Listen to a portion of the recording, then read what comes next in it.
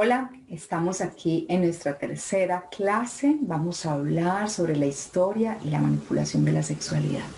Vamos a entender por qué históricamente la sexualidad se ha ido transformando, pero además ha sido cooptada, ha sido manipulada, ha sido tergiversada y nos ha llegado como el pecado original, nos ha llegado llena de tabúes, nos ha llegado desprovista de lo sagrado que realmente tiene la energía sexual, el encuentro sexual. Aquí entonces voy a compartirles pantalla.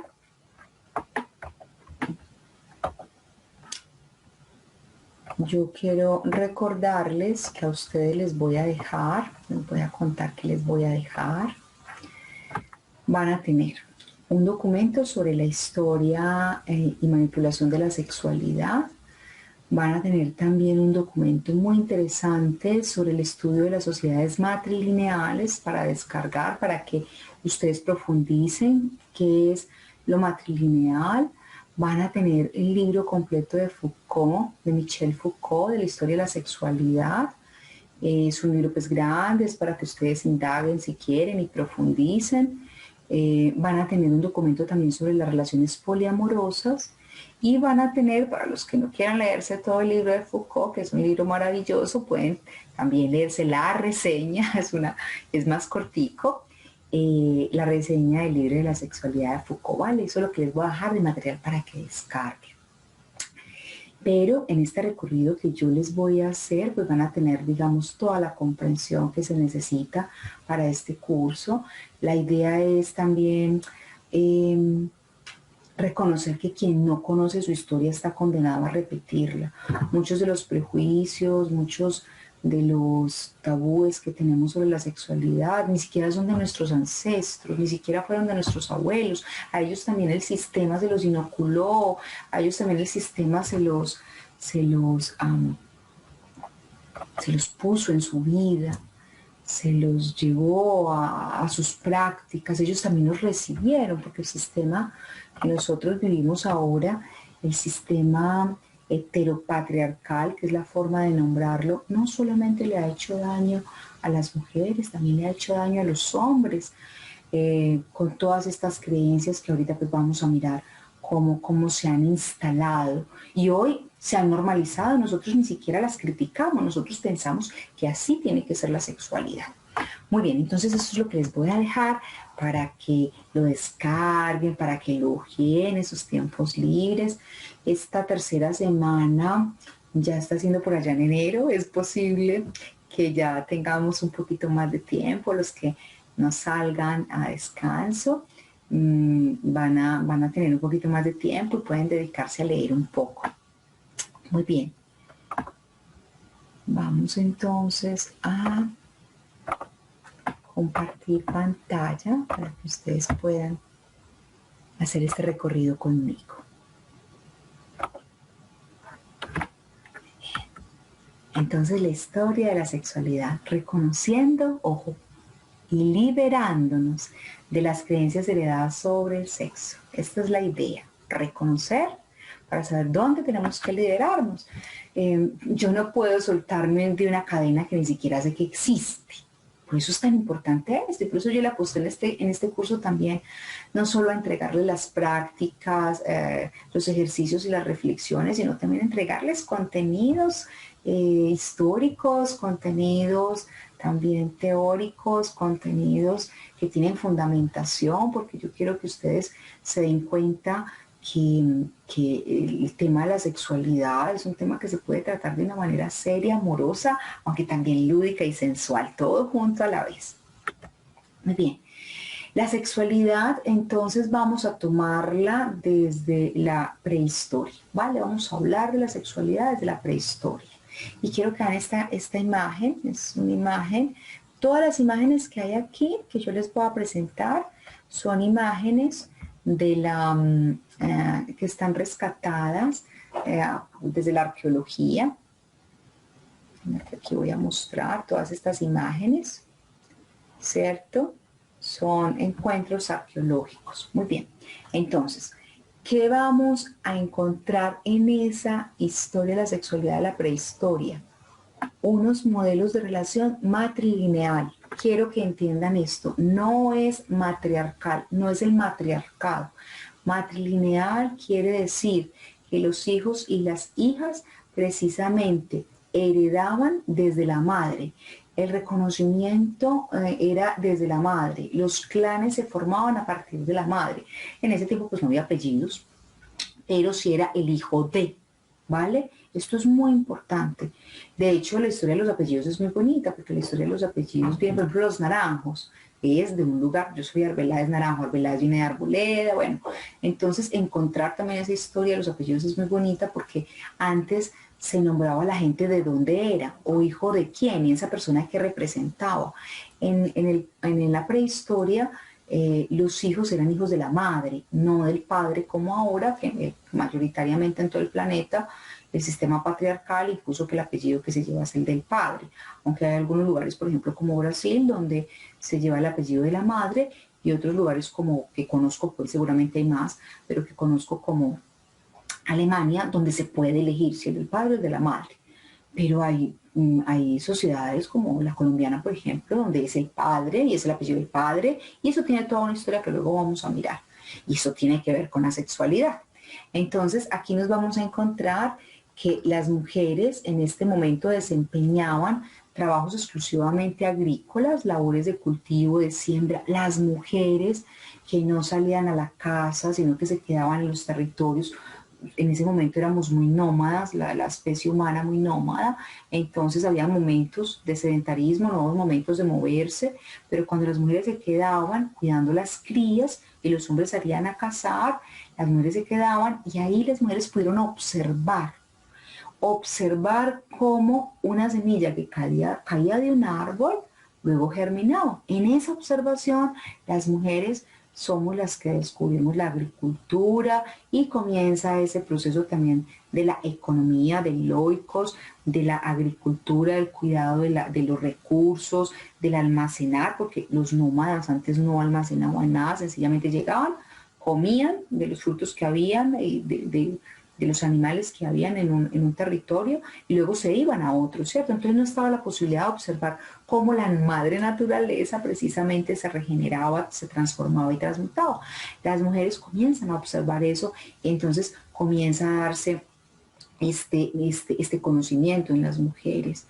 En ese sentido, la importancia femenina era importante porque la mujer comenzó a ser, digamos, la que tenía ese conocimiento, era la dueña de la tierra, aunque la palabra dueña ahí no, en la prehistoria no funciona tanto porque no había ese sentido de la propiedad privada, todo era más comunitario, pero al ser las mujeres las que tenían el conocimiento de la agricultura, ellas tenían una importancia en estas primeras tribus, en estas primeras manadas de seres humanos, ¿cierto?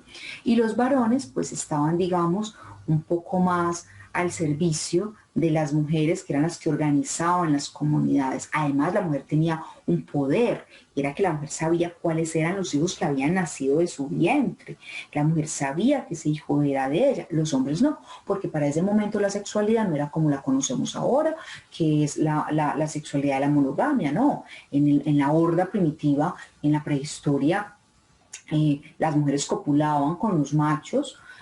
Recuerden que a diferencia de los animales, las mujeres cuando estamos menstruando, sangrando, no estamos en calor, que esa es una diferencia que tenemos con los animales. Precisamente cuando las hembras de otras especies están sangrando es cuando pueden quedar preñadas. En nuestro caso no es así, nuestro caso es diferente.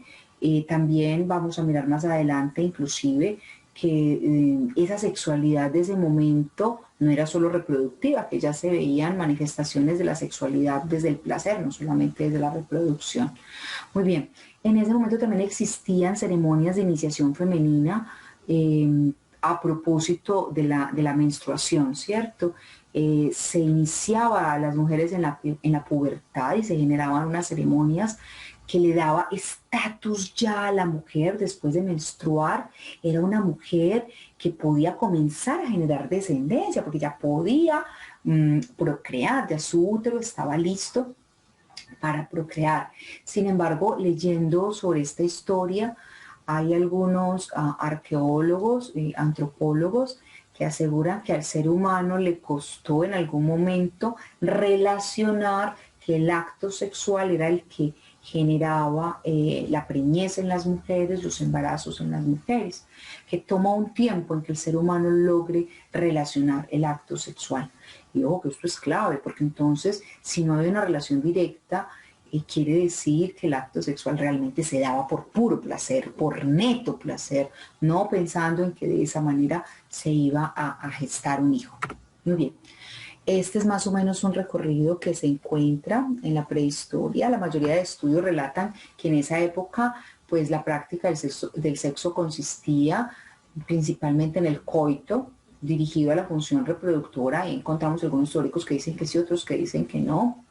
Pero era un sexo coito solamente, no era toda esta construcción realmente de una sexualidad que contemplara el resto del cuerpo, solamente era la unión sexual, era muy instintiva, muy primaria esa sexualidad.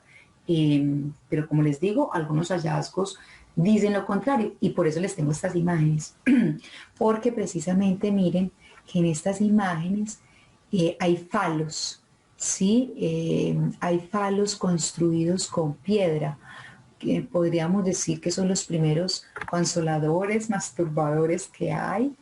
Y esto ya habla de placer, porque bueno, con un falo de piedra tú no vas a preñar a nadie, ¿sí? Lo otro es estas Venus, estas representaciones de las diosas también, que habla de la importancia de la mujer en este momento. Estos son dibujos rupestres que hay, por ejemplo aquí son vulvas, son vaginas que están dibujadas, lo que también nombra que hay una observación, o sea, que había una observación para poderlas dibujar, que no solamente era un coito sin mirar, que se miraban, que se reconocían corporalmente. Aquí, por ejemplo, hay una mano que también habla de esa capacidad de tocar, de sentir de una forma más sutil. Y aquí hay algo bien bonito. Mire, por ejemplo, esta es un pene, ¿cierto? Un anterimorfo, que es la representación de un pene con cachos. Y esta es muy bonita también, porque son figuras antropomorfas femeninas, porque tienen pechos, pero lo que llama la atención es que son dos mujeres de frente que están rozando sus pechos, y eso ya nos está hablando entonces de una sexualidad que no necesariamente es hetero y que no solamente es para la procreación, que también es para el placer. Entonces, aquí vamos a ver, esto es un trabajo muy lindo que se rescató arqueológicamente, precisamente, que nombra sobre la importancia de la mujer. La mujer se sentaba en el trono, por eso me senté aquí en mi trono, como precisamente la emperatriz, que es una de las cartas del tarot, que habla de un arquetipo, que es la mujer que se sienta en su lugar, que es la mujer que asume su lugar en la historia. Y esto va a ser muy importante porque en la historia de la sexualidad la mujer fue desplazada de su deseo, la mujer comenzó a responder al deseo del hombre, y ni siquiera un deseo sexual, sino la necesidad de procrear hijos para poder conquistar territorios.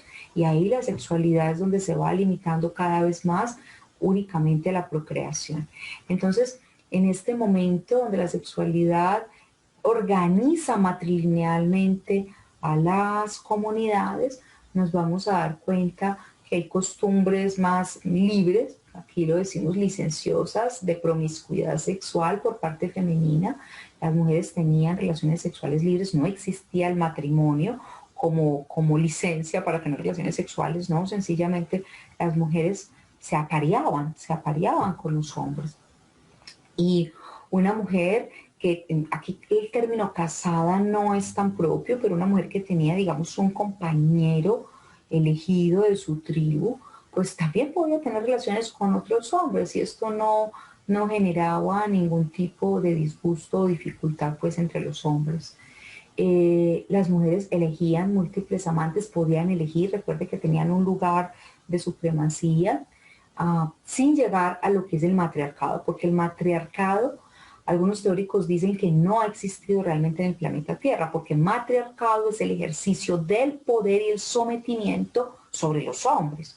Y aunque hay muchas historias que hablan de las amazonas, realmente todavía no, pues, no hay hallazgos reales de que digan de que existieron. Sí, existieron mujeres guerreras, en todas las épocas han existido y hay hallazgos que hablan de mujeres guerreras, pero no necesariamente de que esas mujeres sometieran a los hombres bajo su poder y dominio. Lo que sí es el patriarcado, que es el ejercicio del poder y no de todos los hombres.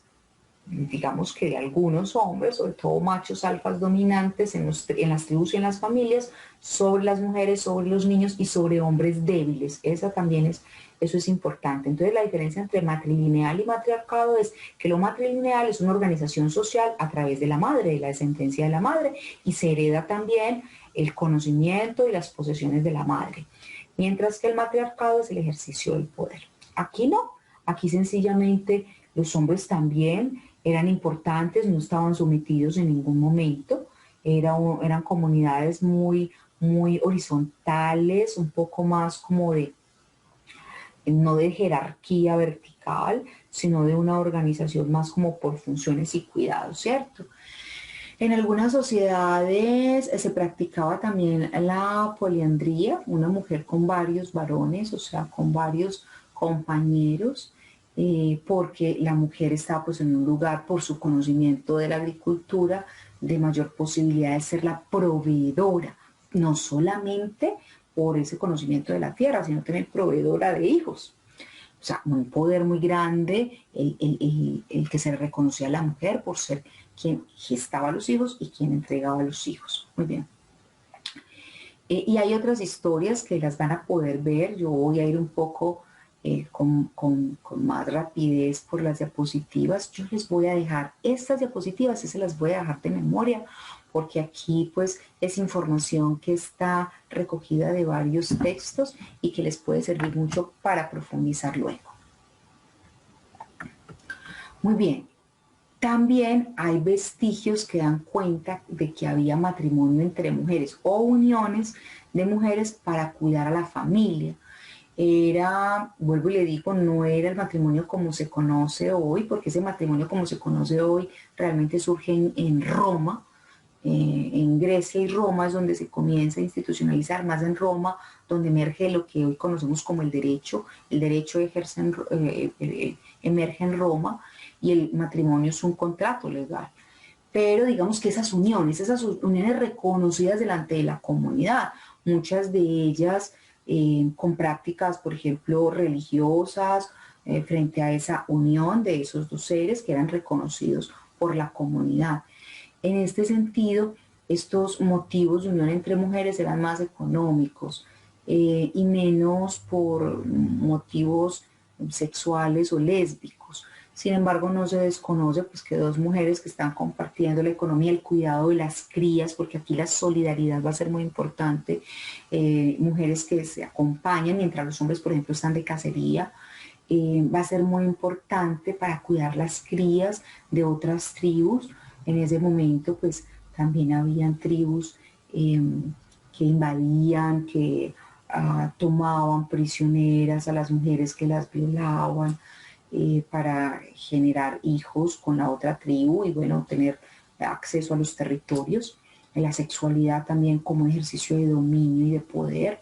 Las mujeres se cuidaban mutuamente y desde allí se generaban esas uniones de mujeres, ¿vale? Es evidente asimismo que estas sociedades muestran una concepción amplia de lo que sería el matrimonio o la unión, menos vinculada a las necesidades sexuales de los consortes individuales y más orientada hacia el funcionamiento armonioso de la sociedad en su totalidad. O sea, eran uniones que buscaban más que la sociedad funcionara.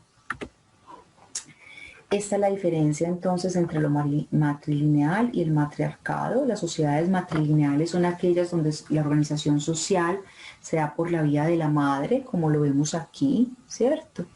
Hijo de, hijo de, hijo de estas mujeres, ¿sí? pues ella es quien le da la vida a los hijos, mientras que la patriarcal sería esta, precisamente, hijo de este varón, el apellido se da, es desde el varón. Sociedades donde las mujeres y los hombres tenían funciones y derechos separados, pero eran socialmente establecidos e igualmente respetados, por eso no es matriarcado, porque los dos eran respetados. Este sistema de convivencia no implica un matriarcado, esto es una sociedad en que las mujeres dominaran o explotaran a los hombres, eso no ha existido y muchos son los teóricos que dicen que no ha existido, ¿vale? Diferencias sexuales en el ejercicio del poder, entonces ahí ya es donde comienza a aparecer lo que hoy conocemos como el patriarcado. Esta imagen que elegí pues es muy diciente, precisamente. No importa la edad, no importa el lugar que ocupes en la familia, eres hombre y tienes derechos sobre las mujeres y las mujeres quedan en un segundo lugar, ¿vale? El matriarcado y el patriarcado van a ser diferentes precisamente en el ejercicio del poder y la explotación de un sexo por el otro. La explotación y la dominación de la mujer no es un hecho natural, o sea, esto no siempre ha existido, ni ha sido universal, ni necesariamente se ha dado en todas las sociedades.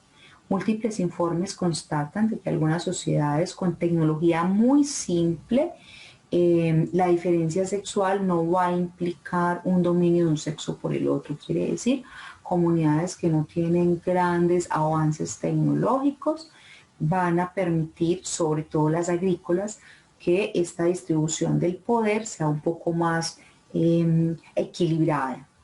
Los trabajos realizados por hombres como por mujeres son considerados indispensables y se valoran como complementarios.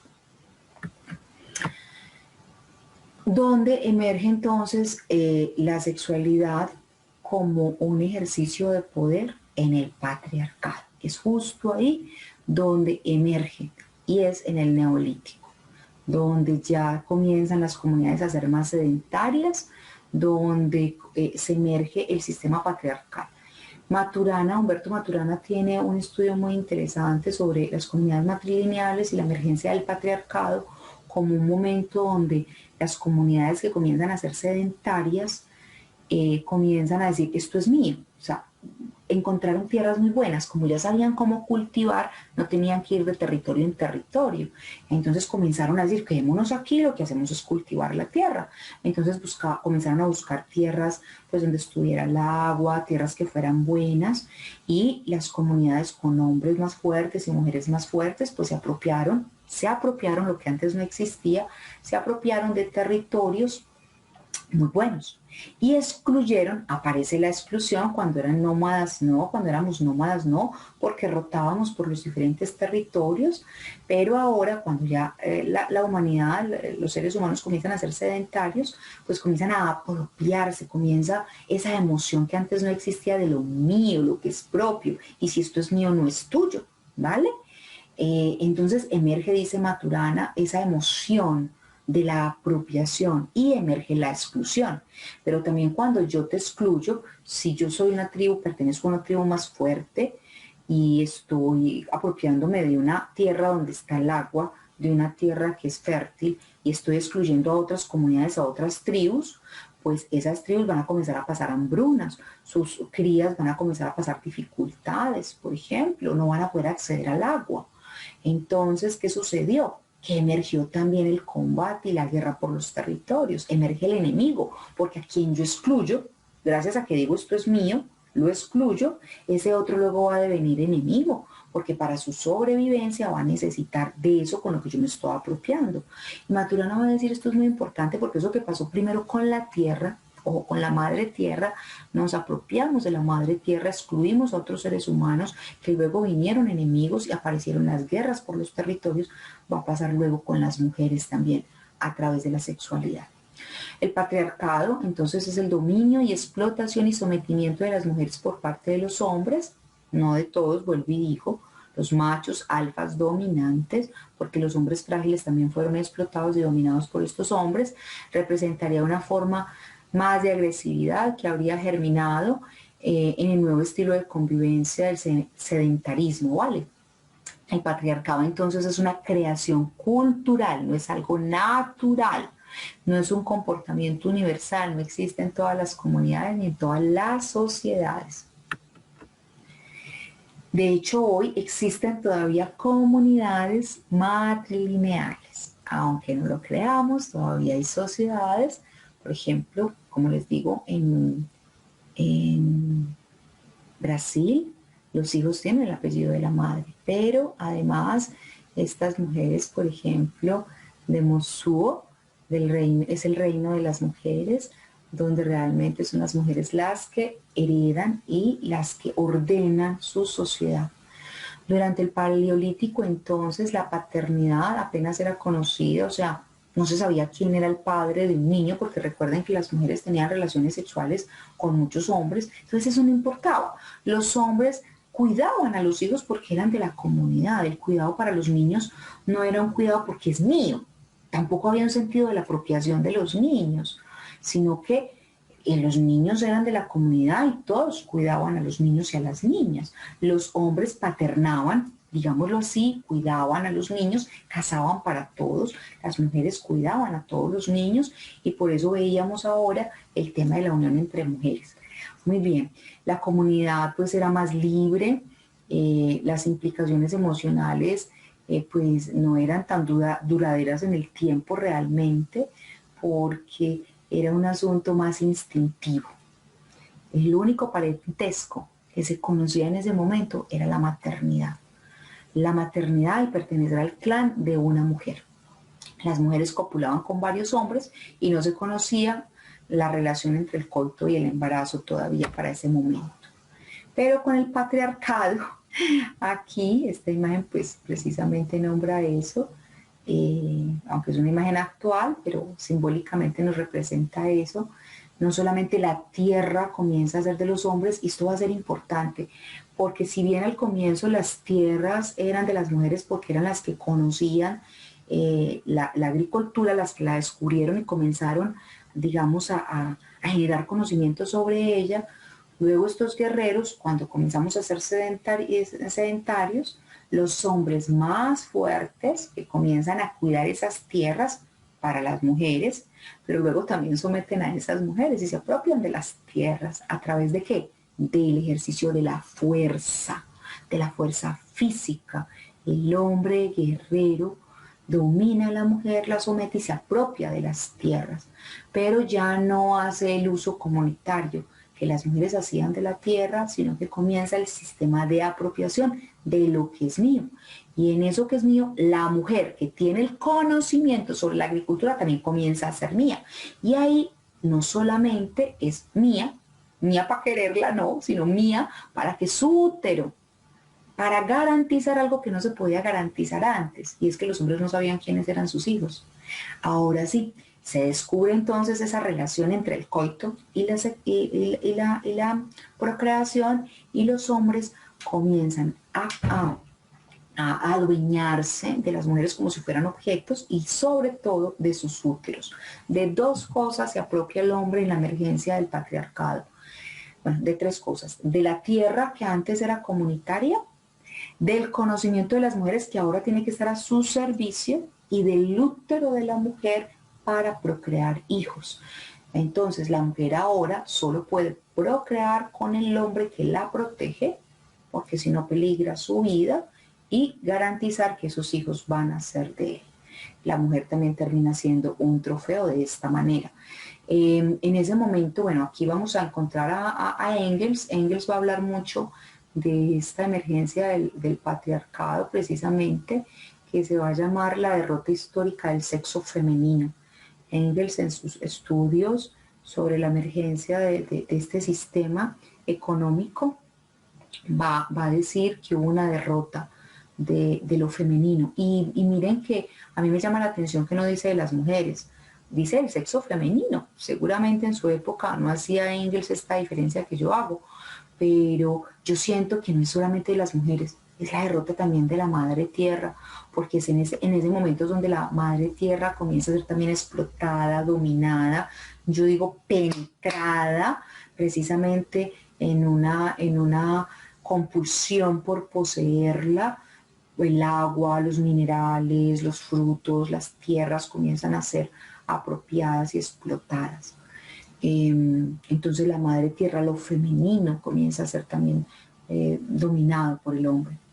Y se comienza el intercambio de mujeres entre los clanes. O sea, la mujer comienza a ser una mercancía de intercambio. Antes eso no existía. La mujer se objetiva, así como aparece como un trofeo. Entonces las hembras más sabias o más fuertes o más fértiles podían ser intercambiadas y se da una especie de comercio con mujeres.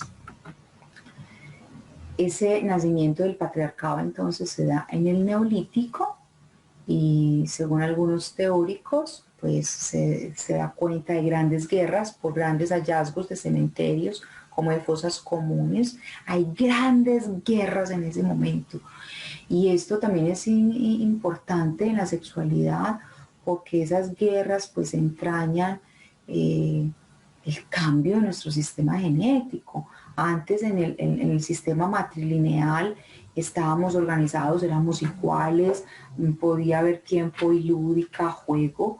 Ahora no, ahora cambia y hay que defender la tierra, se crean ejércitos, hay luchas entre los clanes a muerte, como lo muestran estas pinturas rupestres, pero también estos hallazgos arqueológicos que dan cuenta de que eran cementerios, grandes extensiones de tierra con muchos restos óseos de seres humanos que murieron, que no fueron enterrados en una ceremonia, ¿cierto? Que fueron quedando ahí y dan cuenta además también de huesos rotos por impactos con armas, que dan cuenta de que hubo mucha guerra. Y esto va a comenzar a generar en el hombre un patrón de comportamiento agresivo.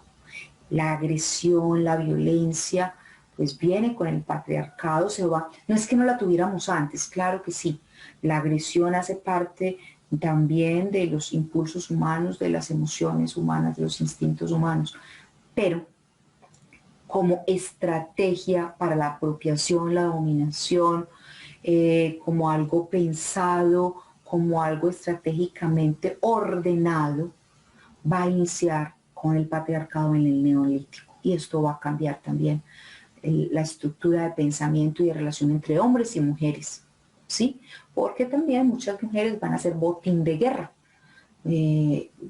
No solamente son mercancía del intercambio, cuando son mercancía se le pone precio, ya no es un valor, es precio, ¿sí? Cuánta tierra, cuántos granos, cuántas cabezas de ganado se intercambian por una mujer, eso es precio, que es diferente al valor. En el sistema matrilineal era el valor de la mujer por sus conocimientos, por ser dadora de vida. Aquí ya es el precio que se le pone a la mujer y si tiene precio entonces también es posible robar a la mujer, que se vuelva un botín de guerra para luego ser intercambiada, ¿vale? Y lo otro es que aquí el tema de la sexualidad y de la violación va a aparecer muy fuerte por una razón, porque antes las mujeres se podían aparear con cualquiera, no había ningún problema, los machos no se peleaban por las mujeres, pero cuando hay un macho que se apropia de una o varias mujeres, hay otros que van a pelear por poder acceder, porque hay un solo macho alfa dominante que se va a apropiar de varias mujeres, y sobre todo de las más fértiles, de las más fuertes, de las más que más conocimiento tenían. Entonces, los otros que quedan excluidos, recuerden, el sistema de exclusión va a generar la guerra, va a generar pues precisamente la lucha, porque me están excluyendo de aparearme, me están excluyendo de poder estar con una mujer. Entonces se van a dar guerras intersticias entre los clanes, pero también con otros clanes por poder aparearse con las mujeres. Y ahí va a aparecer la violación, o sea, el ejercicio de la violencia en la sexualidad como una estrategia de guerra. Y ahorita vamos a mirar entonces, vamos a hacer un recorrido por varias culturas, cómo se comprendía la sexualidad, cómo se vivía la sexualidad, por ejemplo, en el antiguo Egipto. Vamos a mirar esa sexualidad, era más igualitaria, más permisiva. ¿Cómo lo sabemos? Pues por los papiros que encontramos, por también esos vestigios que hay arqueológicos. La sexualidad era una representación asociada a la creación y un aspecto también esencial de la misma. No existen pruebas de representaciones referentes a la homosexualidad precisamente, pero en algunas pinturas se da cuenta de que hay hombres penetrando hombres, ¿cierto? Y a mujeres también. El incesto y las relaciones por fuera de la pareja, y está mal escrito, de la pareja estable era algo socialmente aceptado, o sea, entre las familias podrían aparearse. De hecho, hay historias que en las películas se ven donde un padre tiene hijos con sus hijas para garantizar, ojo, mire que esto lo deja el patriarcado, para garantizar que su sangre continúe, que se mantenga su herencia, pero no solamente la herencia de la sangre, sino la posesión también, que el imperio se mantenga. El imperio es posesión sobre tierras, posesión sobre culturas, sobre riquezas. Entonces el incesto estaba avalado en este tipo de culturas. Y pues en ese momento el divorcio también era algo completamente común. Y hay una forma de prostitución importante reconocida en Egipto, donde las mujeres ofrecían sexo oral a cambio de dinero. Es una de las primeras sociedades donde se reconoce ya no solamente el encuentro sexual por el instinto, sino también como una forma de ganar dinero, de tener favores, ¿sí? Por fuera de una relación estable o de un matrimonio, ¿cierto? De una relación reconocida. Había mujeres que ganaban dinero a través de ofrecer estos servicios sexuales, el trabajo sexual llamado prostitución. Y pues aquí también vamos a ver que hay una concepción del placer, ¿cierto? Porque no se busca tener hijos con una mujer que ejerce el trabajo sexual o la prostitución, sino obtener placer.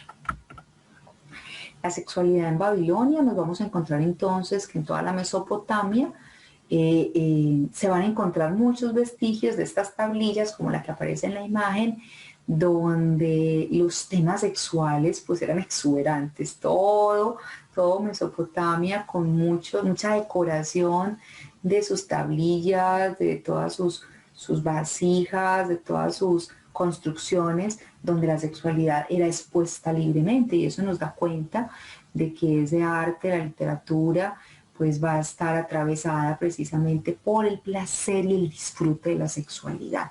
Muchas posturas, mucha representación también de encuentros colectivos, orgías, pero va a ser importante entender que ellos fueron los primeros en instaurar el patriarcado, porque, ojo, el padre era el amo y el señor de la mujer. Esto va a ser importante. Va a ser precisamente en Mesopotamia donde se instaura el patriarcado. El patriarca, recuerden, el patriarca. ¿Cuál es uno de los grandes patriarcas que se reconoce precisamente en la tradición religiosa católica? Abraham, el gran patriarca, un hombre que era el dueño de su pueblo, era el gobernante, el sacerdote a la vez. Eso también va a ser una característica del patriarcado, y es que va a juntar los poderes religiosos y los poderes políticos, los va a juntar. Antes no, antes el sacerdote, el que tenía el conocimiento y la conexión con las fuerzas de la naturaleza, que en nuestras comunidades, por ejemplo, es el chamán, era quien más reconocimiento por su sabiduría tenía, poder, pero no era un poder de sometimiento, sino un poder de sabiduría. Cuando aparece el patriarcado, aparece el poder de la dominación, y entonces el patriarca es quien ejerce estas dos labores. Muy bien. Hay un código muy importante, un códice que se encontró, que se llama Hammurabi, que dicta normas sobre la conducta sexual. Y en este se habla sobre todo de la mujer, donde se comienzan a dar todas las prohibiciones de la sexualidad de la mujer. Este código me sorprendió mucho cuando lo encontré, porque si bien habla, por ejemplo, de que una mujer debía prostituirse, lo nombra de esa manera, que era tener sexo antes de casarse. O sea, la mujer no llegaba virgen al matrimonio. Luego de que llegaba al matrimonio, esa mujer tenía una cantidad de reglas frente a su sexualidad y su cuerpo, que tenían que estar al servicio de su esposo únicamente. Y la infertilidad era considerada una desgracia y el hombre podía devolver a la esposa y tomar una segunda mujer. Quiere decir, la sexualidad y la unión únicamente para la procreación. Y ojo, esto es patriarcado, mantener el apellido, mantener la progenie, mantener la descendencia del hombre para garantizar el dominio sobre las tierras y las posesiones. En la antigua Grecia ya comenzamos a ver pues que hay unos estudios que hoy nos dicen que tanto filosofía como literatura, como la música, la educación, la medicina y la sexualidad eran sobre todo de dominio de los hombres. Las mujeres eran más desde el ejercicio de la prostitución, pero la sexualidad y el acceso a la formación en las artes y en los conocimientos era sobre todo de los hombres. De hecho, se veía mucho la práctica del efebo, que era el maestro que tenía relaciones sexuales con sus aprendices, porque se creía que a través de estos encuentros sexuales los aprendices podían adquirir más fácil el conocimiento del maestro. Pues esto tiene que ver con un arquetipo que es Eros. Quienes somos maestros sabemos que cuando nuestros estudiantes pues tienen, digamos, pasión por lo que por lo que enseñamos, por lo que entregamos, esa es una especie de enamoramiento. De hecho, en psicología se llama la transferencia pedagógica, es transferencia de afecto. Entre más afecto se tiene por un docente, más fácil se aprende de él. Pero bueno, los griegos lo llevaban a la sexualidad. Para ellos la práctica, la sexualidad facilitaba la transmisión del aprendizaje y se daba sobre todo en los hombres. Entonces allí, por ejemplo, el tema de la homosexualidad no era visto con desprecio, no, se veía como algo normal, el amor entre el maestro y el discípulo. Muy bien. En la antigua Roma, aquí comienza un asunto bien interesante. Si bien se daban los baños públicos, se veía el tema de los baños públicos, las orgías, como lo vemos aquí en estas imágenes, los baños donde hombres y mujeres se bañaban y tenían contacto.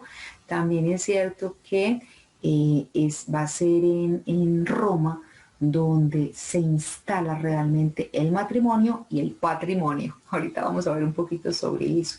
Pero la sexualidad era una manifestación de control, era realmente era muy controlada.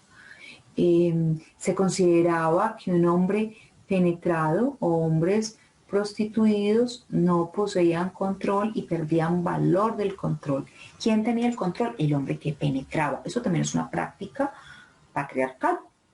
Miren, entonces quien penetra es quien tiene el poder contra el hombre que está siendo penetrado. Y aquí entonces vamos a ver algo más profundo todavía, y es el acto de penetrar es lo masculino y quien es penetrado pues es lo femenino. Lo femenino es la capacidad de recibir. Vamos a salir un poco de los genitales para entender esas cualidades. Lo femenino es lo receptivo y lo masculino es lo activo. En ese sentido, aquí en Roma también se comienza a someter lo femenino del hombre a través de la penetración. Entonces era una práctica homosexual también de dominación. Eso lo vamos a entender porque el patriarcado no solamente se da en las parejas heterosexuales, también se da prácticas patriarcales de dominación, aunque son sexos iguales, entre hombres y entre mujeres. O sea, parejas de gays y parejas de lesbianas. ¿Por qué? Porque si la mujer que es más masculina somete agrediendo a la mujer que es más femenina, ahí hay una práctica del patriarcado, que es el masculino, esa cualidad de fortaleza, ¿sí? Física, intelectual y en todos los niveles económica, penetra. Y penetrar no siempre tiene que ver con penetrar los genitales. Penetra la vida, posee la vida, domestica la vida, y esa práctica también es patriarcal.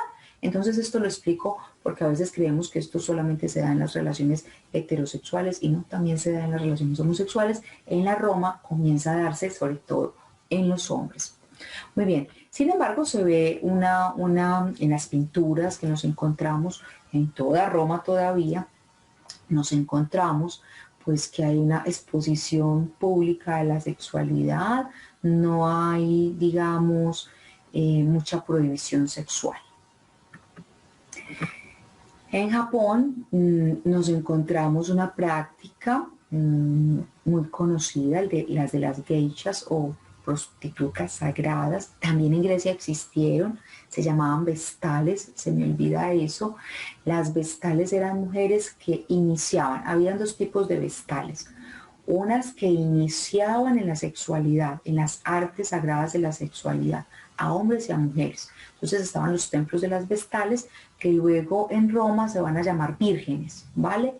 Pero vírgenes no en el sentido que nos ha llegado a nosotros la palabra virgen, de que no ha tenido relaciones sexuales, sino que era una mujer que recibía a cualquiera, ¿cierto? No rechazaba a nadie, no veía falla en nadie, sino que recibía a cualquiera para iniciarlo en la sexualidad, ¿vale? Y está el otro nivel de las vestales, que son mujeres que se entregaban toda su energía a prácticas espirituales, un poco como monjas, ¿cierto? Su sexualidad no era entregada a los hombres y ahí vamos a encontrar algunas diosas muy importantes que fueron vírgenes, que no, en el sentido que nosotros lo entendemos, que no hablan los mitos de que no tuvieron relaciones sexuales porque toda su sexualidad, su energía sexual estaba destinada a ser entregada a la divinidad, a Zeus, a las fuerzas del universo, ¿cierto? Recuerden que Zeus en la historia de la mitología, Zeus, bueno, que también es un patriarca, aunque bueno, no lo podemos ver tan así porque del otro lado era que era la pareja de Zeus, también se las traía, era una celosa según el mito, pero Zeus se disfrazaba de cualquier cosa para copular con todas las diosas, inclusive también con mujeres, ¿vale? De esto habla la mitología griega y es muy interesante porque también da cuenta un poco esa mitología de lo que fue la sexualidad en Grecia. Pero volvamos nuevamente a Japón. Entonces en Japón nos vamos a encontrar las geishas, que son un elemento característico de esta cultura. Originalmente eran solo hombres y eran considerados como profesionales del entretenimiento, donde además del erotismo se mezclaban elementos de la cultura y del arte de Japón, como las danzas y todo esto. Por otra parte, también existía la shunga, que eran representaciones gráficas de escenas sexuales, tanto heterosexuales como homosexuales, e incluso de orgías. Pero entonces la shunga era una representación teatral, donde se representaban todos estos actos. Esto lo vamos a encontrar en artefactos, en pinturas, en decoraciones de jarrones entre los siglos XVI y el siglo XVIII, ¿vale? Esto es muy importante. Ojo, miren que primero eran hombres los que eran geishas, ¿sí? O sea, servidores desde la sexualidad y luego pues se convierte en todo un arte. Ser una prostituta sagrada, una geisha en Japón, es todo un arte. Son hoy mujeres que tienen que cultivarse en las letras, tienen que escribir a la perfección. Las letras japonesas se cultivan en muchas artes para poder hablar, porque además son mujeres que cobran carísimo. Van a ellas hombres de alta sociedad que tienen con qué pagar los servicios de una geisha. La geisha tiene que prepararse para atender muy bien a estos hombres. La sexualidad en el islamismo, entonces nos vamos a encontrar aquí la historia del Kama Sutra. Vamos a recorrer el Kama Sutra, vamos a tener algunas imágenes del Kama Sutra.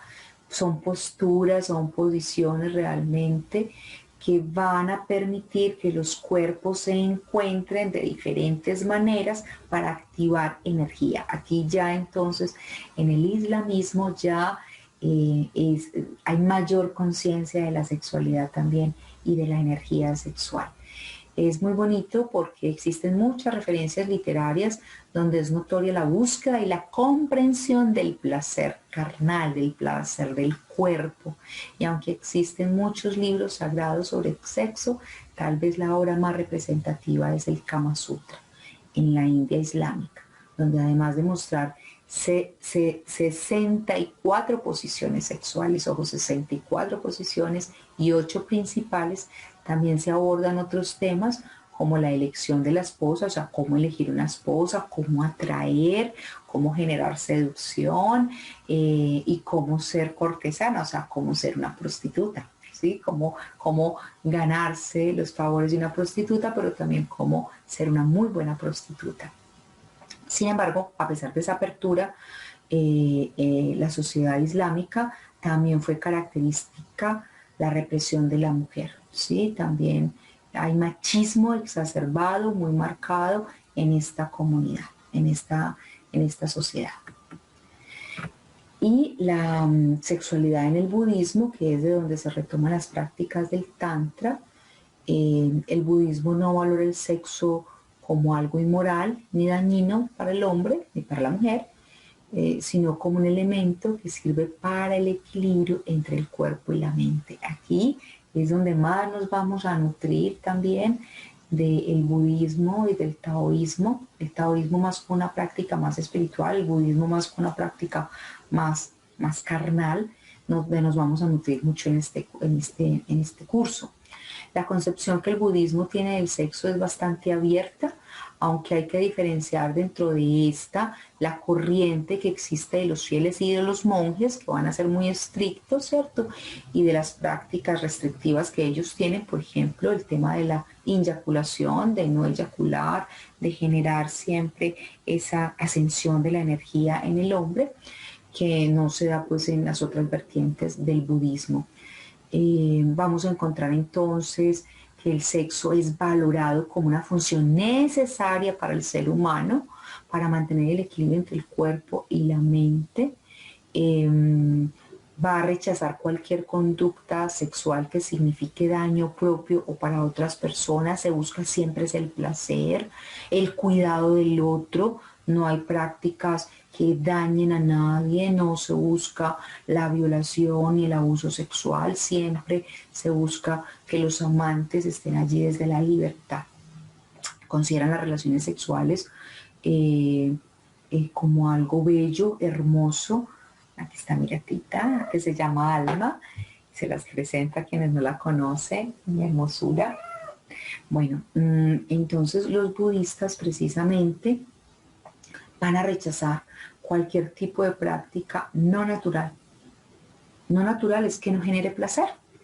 Y eso es la violación, la pedofilia, el abuso sexual, incluso también el adulterio, la zoofilia. Para ellos ninguna de esas prácticas es natural y por lo tanto no hace parte del amor. No te vas a pasar al computador.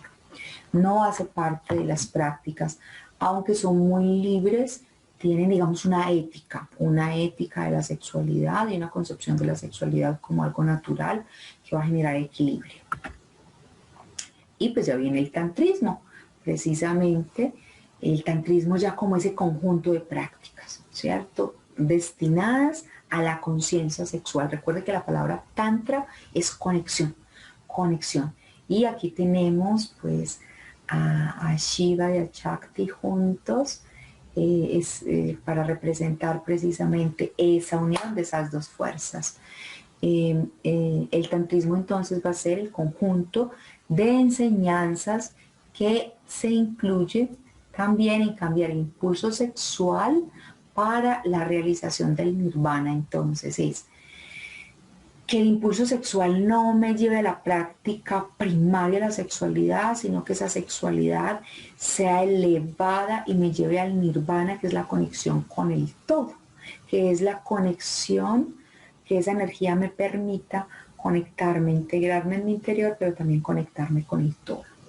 El tantrismo búdico no tiene nada que ver con la idea de rodear la vida del placer sexual, ni nada que ver con la sociedad del consumo, que hoy vende tantra por todos lados. No, aquí el tantrismo realmente este tantrismo es muy poco conocido, es muy, digamos, esotérico, guardado, y lo que ha salido realmente afuera es un tantrismo más de consumo. Es un poco lo que nos llega a nosotros. Sin embargo, podríamos decir que lo que nos llega, que es la parte exotérica con X, es algo que es completamente diferente a lo que es en Occidente, ¿vale?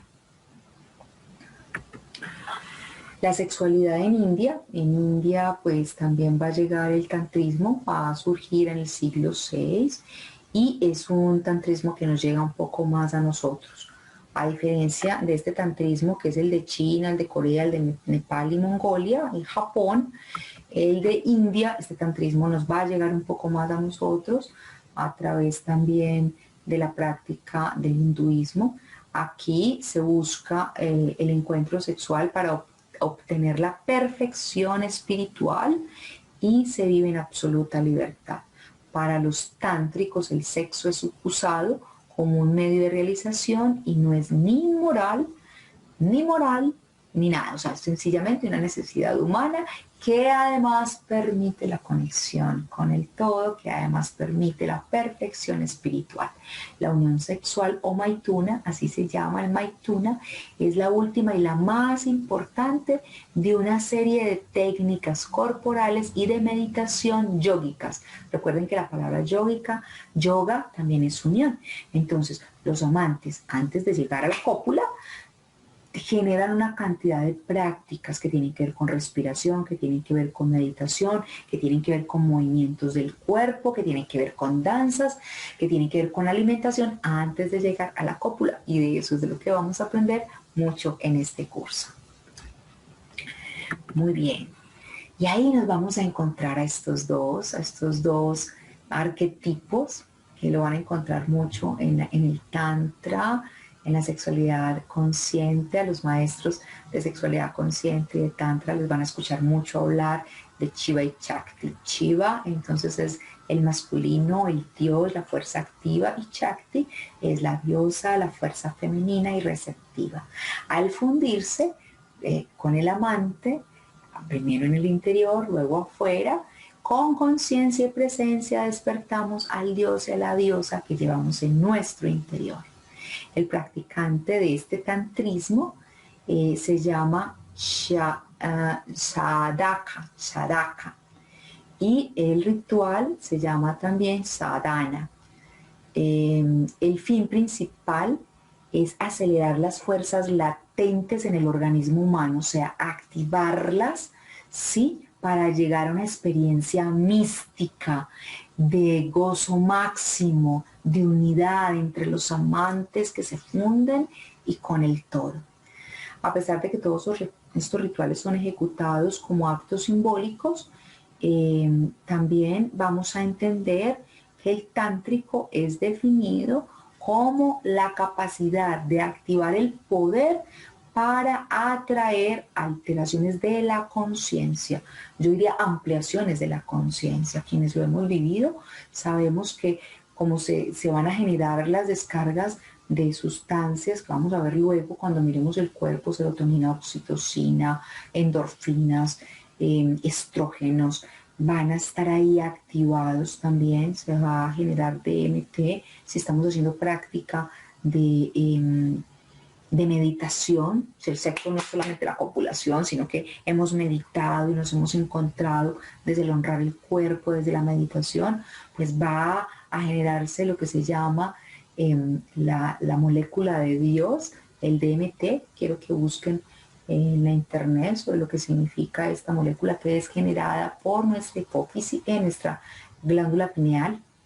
Muchas personas están consumiendo DMT sintético. No lo recomiendo, nada químico que venga a suplantar lo que nuestro cuerpo es capaz de hacer, a no ser que sean las plantas medicinales, las medicinas, pero con todo el respeto y el ritual que necesita una medicina ancestral para ser realmente integrada y que no nos venga a dañar, y con todo el acompañamiento que también se necesita. Pero entonces este tipo de sexo esta sexualidad, esta planificación, esta conexión, este acto tántrico, esta conexión precisamente va a generar este estado de conciencia ampliado que nos va a permitir reconocer ese gran poder que tiene la energía sexual. Muy bien, luego vamos a encontrarnos con la sociedad judeocristiana, que va a decir que el sexo es solamente para el matrimonio y que además va a satanizar la unión sexual. Si bien los judíos fueron los primeros en reprimir la sexualidad, no ha sido la única cultura en hacerlo. Sin embargo, la influencia de esa represión de los judíos pues, va a llegar a muchas sociedades, no solamente a la judía, a la cristiana y a otras muchas. A partir de la institucionalización de la religión católica, eso fue como en el siglo V con Constantino, comienzan entonces las prohibiciones de las prácticas sexuales como un acto placentero y solo se permite el sexo procreador, que era considerado el aspecto real de la sexualidad. Era lo único que se permitía, nada de placer, el resto era vulgar y te alejaba de Dios. Esa idea de la sexualidad como pecado pues va a marcar a muchas sociedades europeas y posteriormente también a América, la colonización, porque lo que nos traen también es una sanción de la sexualidad como la vivían nuestras comunidades para los que estamos aquí en las Américas, tanto en Norteamérica como en Sudamérica.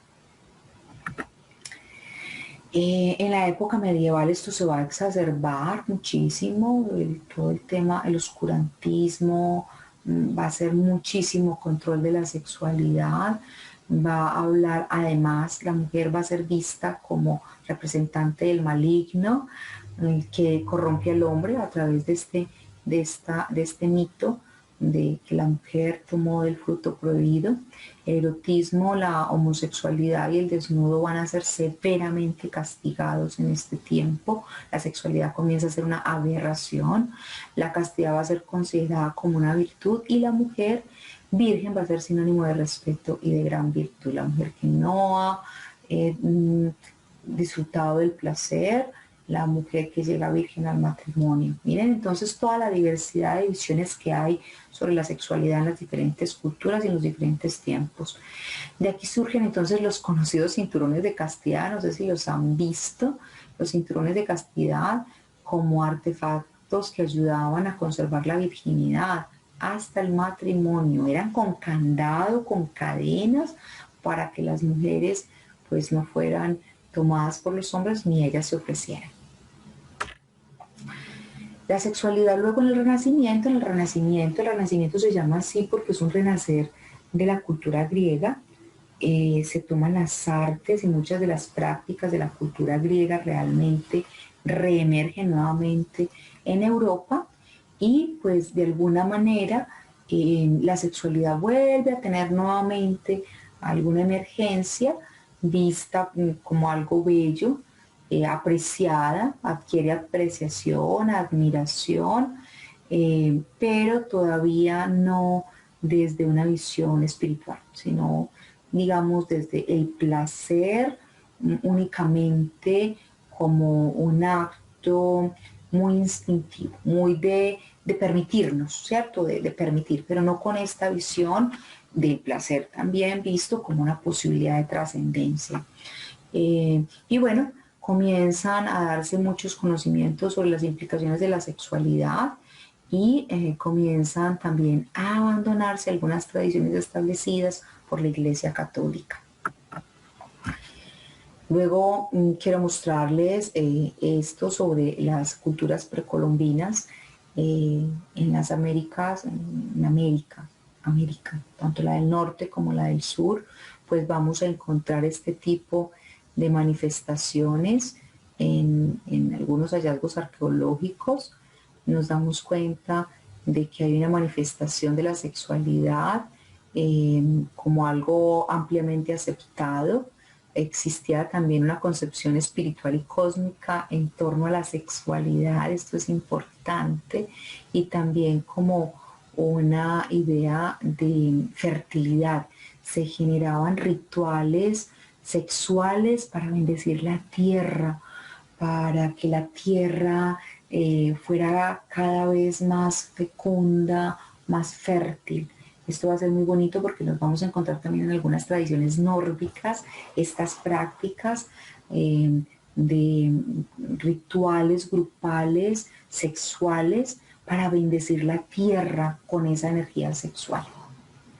En México, por ejemplo, se han encontrado pues varias de estas figurillas donde se puede ver que hay un goce mítico y que hay una práctica considerada como algo natural bajo alucinógenos, o sea que era normal también consumir alucinógenos para tener encuentros sexuales que ampliaran la conciencia.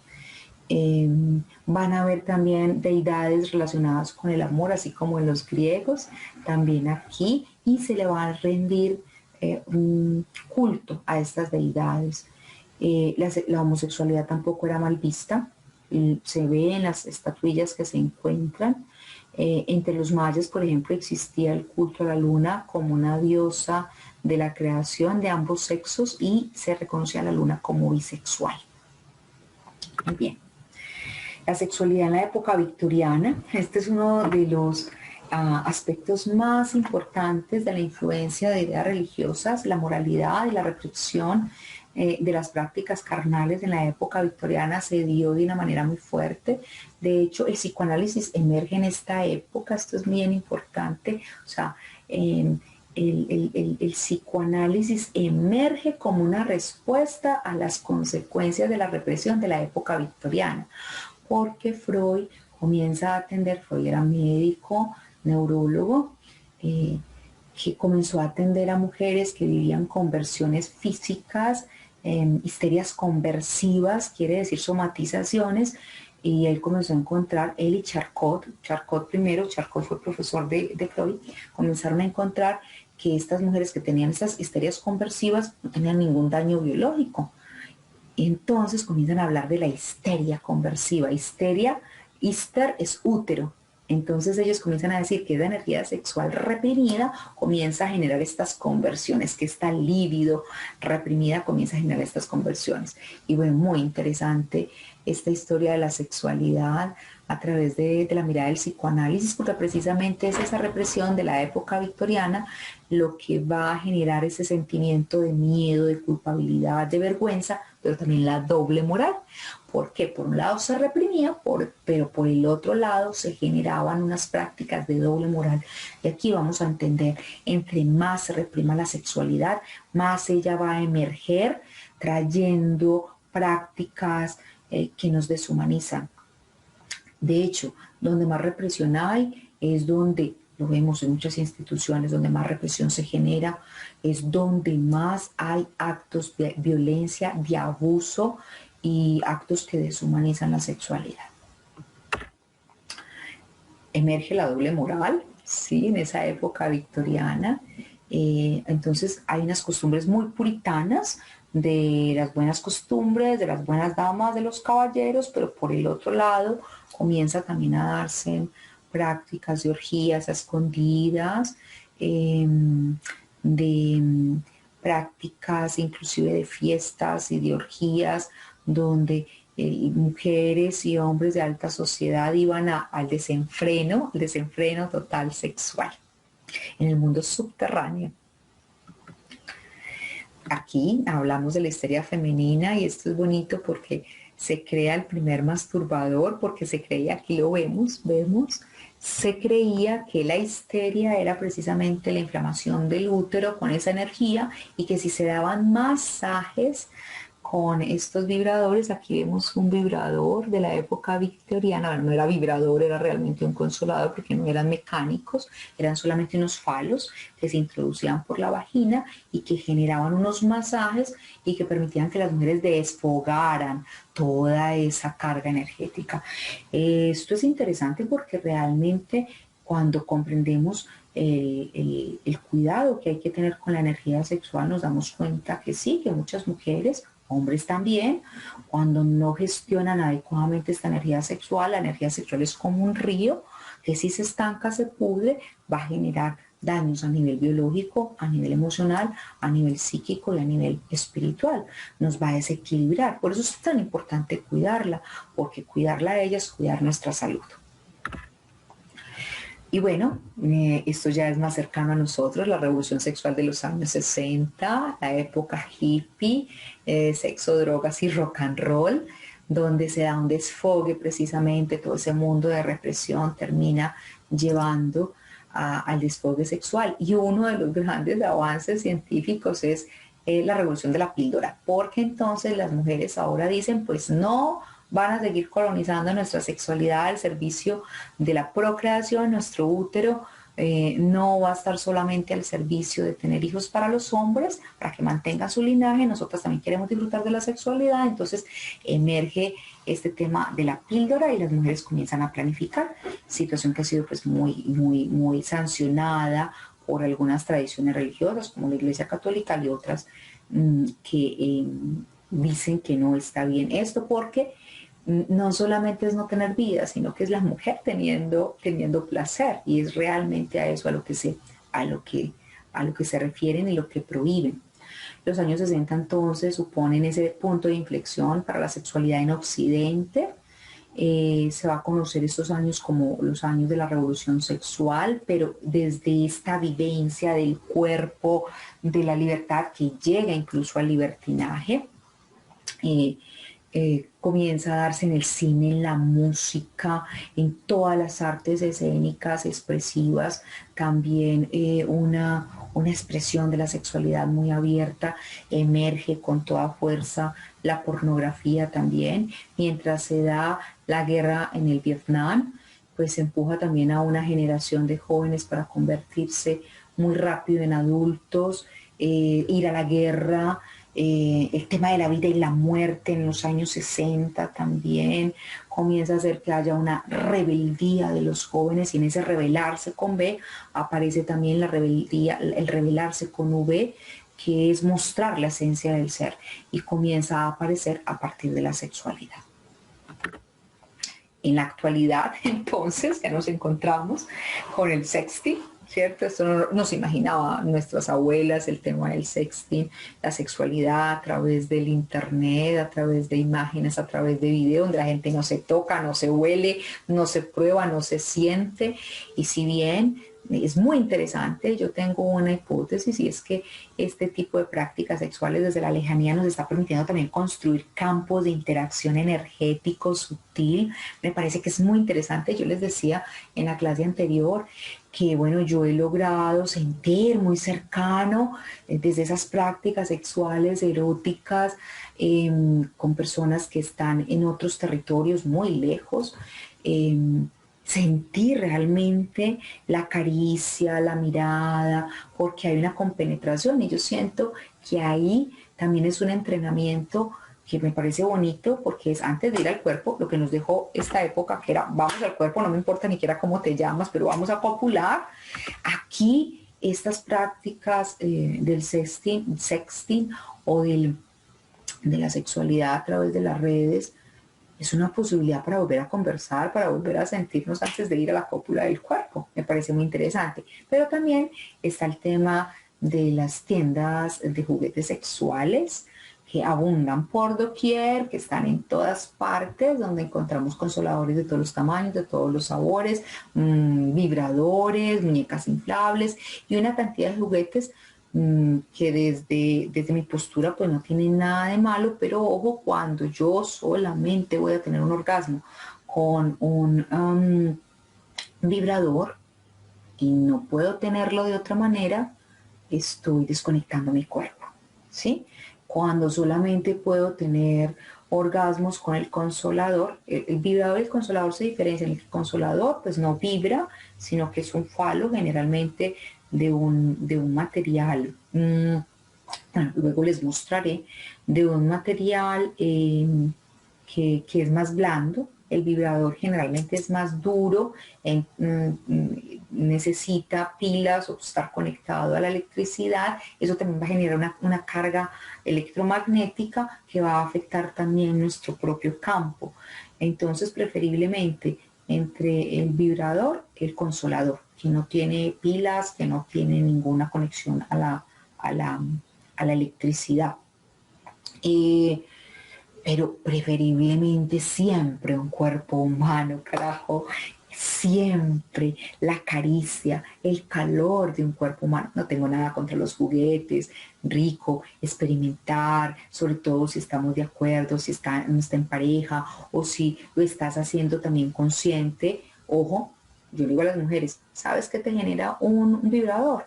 No, nunca. Bueno, entonces hay que saber, porque si no vas a comenzar a generar una cantidad de campo electromagnético alrededor tuyo que luego te va a hacer sentir cansada, densa, y si estás teniendo orgasmos, pero de muy mala calidad, que no están erotizando tu cuerpo, sino que están desgastando su energía. Entonces ahí es importante conocer esto.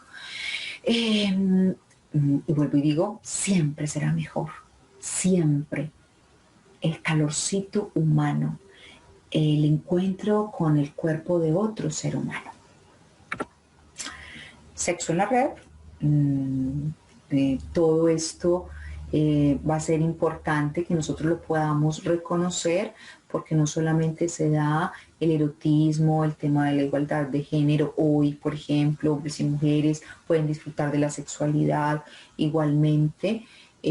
También vamos a ver una exacerbación del tema del fetiche, de las parafilias, de los contenidos sexuales que finalmente son solamente de reproducción sexual y de salud sexual reproductiva, no de sexualidad realmente plena.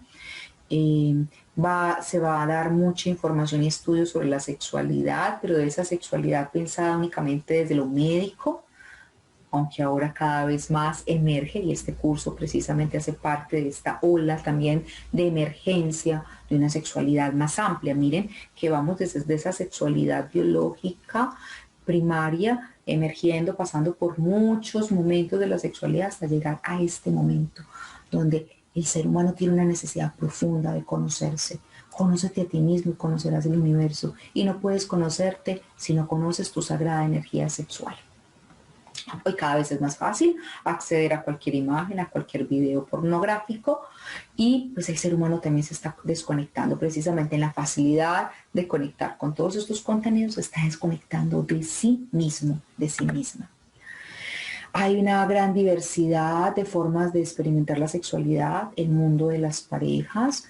Esta imagen es hermosa, una mujer que se permite disfrutar de su cuerpo, pero también vamos a encontrar que ya no solamente es la familia nuclear, heteropatriarcal, sino que vamos a encontrar familias poliamorosas, familias homosexuales, familias donde también se da la bisexualidad, la pansexualidad, donde también hay un interés colectivo en este momento por la sexualidad, preguntas también sobre la sexualidad como parte de la esencia humana. Y bueno, vamos a dejar hasta aquí en este recorrido. Creo que esta clase también se fue un poco larga, pero para mí es muy importante que vamos a las preguntas que te dejo en la bitácora. Recuerda que te dejo una bitácora, que te dejo varios textos, y la bitácora nos va a llevar a preguntas sobre qué desconocías sobre esta historia de la sexualidad de la que te he compartido. Durante esta clase has observado algún prejuicio tuyo, de tu familia o de tu cultura, emergiendo mientras escuchabas esta historia. Si es así, quiero que lo escribas, quiero que mires de dónde viene, quiero que también observes qué tanto miedo te genera, qué tanto rechazo te genera, porque mira, el tema no es que tú tengas que vivirlo todo y pasarlo todo. El tema es que hoy es necesario reconocer que la sexualidad es diversa, que no hay una sola forma de vivir ni la sexualidad, ni una sola forma de vivir las relaciones de pareja, y que lo que hoy necesitamos es respeto. Tú no tienes que vivirlo todo. La idea también es que sea una vivencia muy libre, muy auténtica de tu ser. Es más, cuando las parejas vienen a mi consulta, yo le digo, parejas que vienen, mujeres que me dicen, es que mi esposo me dice que vamos a un bar swinger, Un bar swinger es donde se comparten parejas y yo le digo, bueno, y tú si quieres, ven, trabajémoslo, porque si tú vas obligada será nefasto para ti, para tu vida emocional y sexual. Si realmente tiene un sentido para ti, pues bueno, va bien porque lo podrán ir, disfrutar, tener acuerdos también muy importantes, autocuidado y cuidado mutuo, pero no hagan nada porque su pareja lo quiere si ustedes no lo quieren, no hagan nada obligados, siempre desde la libertad y siempre buscando revisar primero qué creencia hay detrás de un deseo, detrás de una fantasía. Por ejemplo, el tema de los tríos, ¿cierto? Hoy está muy de moda. La pregunta que yo me hago es, el problema no es el trío, el problema es, tú estás accediendo a un trío para satisfacer la fantasía sexual de un macho alfa dominante que va a dominar a dos mujeres, o realmente es un encuentro entre tres seres que se honran, que se respetan, que quieren experimentar ese encuentro, ¿sí? Donde hay respeto por cada uno. O también puede darse el trío donde es una mujer con dos hombres, y aquí la idea es esos dos hombres van a dominar a esa mujer y la van a maltratar, o esa mujer a esos dos hombres, que creo poco que eso se dé, pero se puede dar. Bueno, también hay prácticas sadomasoquistas en las que las parejas acuerdan. De hecho, hay una práctica que inclusive se considera un arte. Voy a investigar un poco sobre eso para otra clase, donde se hacen amarres y nudos y ciertas vestimentas y ataviajes. Eh, Todo esto hace parte de la sexualidad. Reconocer que existe no significa que tú lo tengas que vivir, significa que estás llamado a respetarlo, significa que puede hacer parte de tu familia, pudo haber sido parte de tus ancestros o puede ser parte de tus hijos, de tu descendencia. Reconocer, por ejemplo, la homosexualidad, la bisexualidad, el poliamor, que se diferencia de la poligamia. Poligamia es cuando una persona tiene varias parejas, pero nadie más sabe. O sea, hay una deslealtad, no hay una verdad. En cambio, el poliamor es cuando todos saben y llegan a unos acuerdos y es respetado, ¿vale? Para que lo tengamos en cuenta. Eh, bueno, eh, que quede muy claro el mensaje de este curso y de esta clase. La sexualidad no ha sido la misma durante toda la historia. La sexualidad ha sido manipulada a través de la historia. Y lo vamos a ver también a través del texto de Foucault. En el texto que les estoy dejando también voy a hablar un poco sobre cómo la sexualidad fue tratada como, por ejemplo, la homosexualidad. Foucault era homosexual y Foucault vivió lo que fue ser recluido en un sanatorio, tratado con electroshocks, medicado con hormonas para que se le quitara lo homosexual. Fue muy violentado este hombre y él como un filósofo hace todo un estudio sobre la sexualidad y sobre esa dominación también química, ese control químico de la sexualidad a través también de las pastillas a las mujeres, las pastillas anticonceptivas. Muy interesante conocer toda esta historia de la química que ha buscado también obturar la sexualidad. Muy bien, voy a dejar hasta aquí. Les invito entonces para que vayan a la bitácora, para que realicen también las prácticas que les propongo en los videos, en las bitácoras, porque recuerden que esto no solamente se trata de ampliar la mirada de lo intelectual, sino también permitirle a este cuerpo hermoso que comience a ampliar también la capacidad de recibir, de dar, de reconocerse como un templo maravilloso de la sagrada energía sexual, donde todos y todas estamos llamados y llamadas a experimentar la conexión con el todo. Un abracito para todos ustedes, espero vernos, estoy muy contenta de saber que están realizando sus prácticas y que vamos a conversar, vamos a tener ese encuentro en vivo. Un abrazo, bendiciones.